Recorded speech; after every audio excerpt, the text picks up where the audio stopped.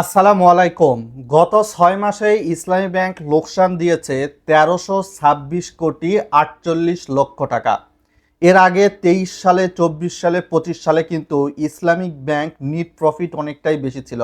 কিন্তু সাম্প্রতিক সময়ে যদি বলা যায় ২০২৬ সালের প্রথম প্রান্তিকে লোকসান ছিল কিন্তু অলমোস্ট ২৮৮ কোটি টাকা, এবং দ্বিতীয় প্রান্তিক এপ্রিল থেকে জুনের মধ্যে এই ব্যাংকটির লোকসান কিন্তু অলমোস্ট ১,০২৮,২৬,০০,০০০ টাকায় দাঁড়িয়েছে।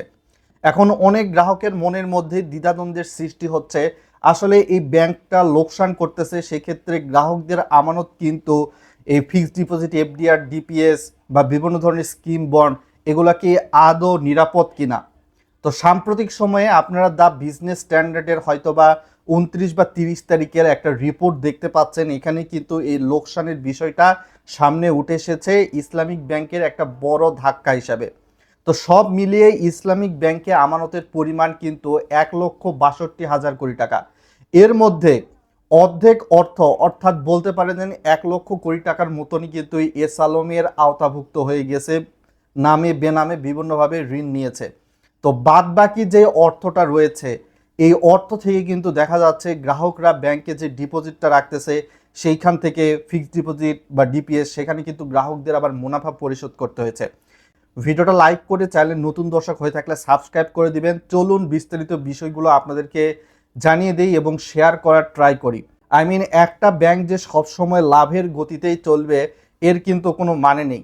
একটা ব্যাংকের ম্যানেজমেন্ট যদি যথোপযুক্ত রুলস বিবেচনা না করে, তাহলে কিন্তু সেই ব্যাংক লোকসানে পড়ে যাবে, এটা খুব ভালোভাবে বোঝা যাচ্ছে।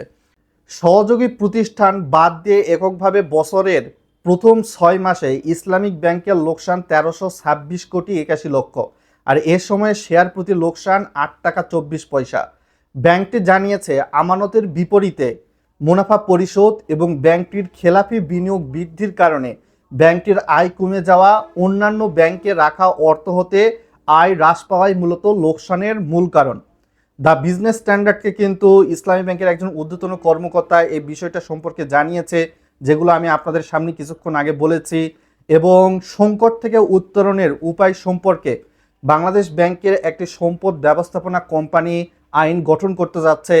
তারা যদি এই মন্দ সম্পদগুলো কিনে নেয় অথবা কেন্দ্রীয় ব্যাংক বিশেষ আদেশের মাধ্যমে এস আলমের ঋণের অংশ ব্যালেন্স শিট থেকে আলাদা রাখার সুযোগ দেয়, তাহলে এ সংকট কেটে যাবে, এমনটাই বলা হচ্ছে।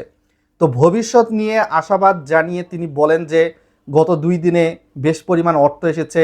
লোকসানের বিষয়ে ইসলামী ব্যাংকের ব্যবস্থাপনা পরিচালক আলতাফ হোসেন দ্য বিজনেস স্ট্যান্ডার্ডকে জানিয়েছেন যে বিষয়টি খুব পরিষ্কার। একটি বড় গ্রুপে ইসলামী ব্যাংকের বিপুল বিনিয়োগ রয়েছে, কিন্তু সেখান থেকে আয় হচ্ছে না, অথচ আমানতকারীদের অর্থ থেকে সেই বিনিয়োগ পরিশোধ করতে হচ্ছে। ফলে সাধারণত আমানতকারীদের মুনাফা পরিশোধ করতে হচ্ছে। তিনি বলেন একদিকে থেকে বিনিয়োগের আয় আসছে, অন্যদিকে আমানতকারীদের মুনাফা দিতে হচ্ছে, এ কারণেই মূলত লোকসান হচ্ছে। তিনি আরও জানিয়েছেন শরিয়া ভিত্তিক ব্যাংক হওয়ায় এ অর্থ আদায় হচ্ছে না, সেটিকে আয় হিসাবে দেখানো হয় না, বরং সাসপেন্স হিসাবে রাখা হয়, এবং ভবিষ্যতে এই অর্থ আদায় হলে ইসলামী ব্যাংকের মুনাফা ব্যাপকভাবে বাড়বে। তো এস আলম গোষ্ঠী আগে থেকে এই ব্যাংকটির নিয়ন্ত্রণ নিয়েছিল, কি অবস্থা করেছে আপনারা ২৪-২৫-এ দেখতে পেয়েছেন। তো সাধারণত এটি গ্রাহক যারা রয়েছেন, ব্যাংকে fixed deposit, FDR, DPS, savings scheme বিভিন্ন করেছেন, তাদের উপর কিন্তু এই লোকসানের প্রভাবটা সেইভাবে পড়বে না। সাধারণত লোকসানের প্রভাব পড়বে এই ব্যাংকটির যারা শেয়ার হোল্ডারদের বছর শেষে ডিভিডেন্ড দিতে পারবে না, প্লাস শেয়ার প্রতি আয়ও কমে গিয়েছে। সেক্ষেত্রে শেয়ার হোল্ডাররা কিন্তু প্রবলেমে পড়বে, মোরাল অফ দ্য স্টোরি যদি বলা চলে। তো গত কয়েকদিনে কিন্তু ইসলামিক ব্যাংক প্রায় ৫০০ কোটি টাকা আবার নতুন আমানতও পেয়েছে।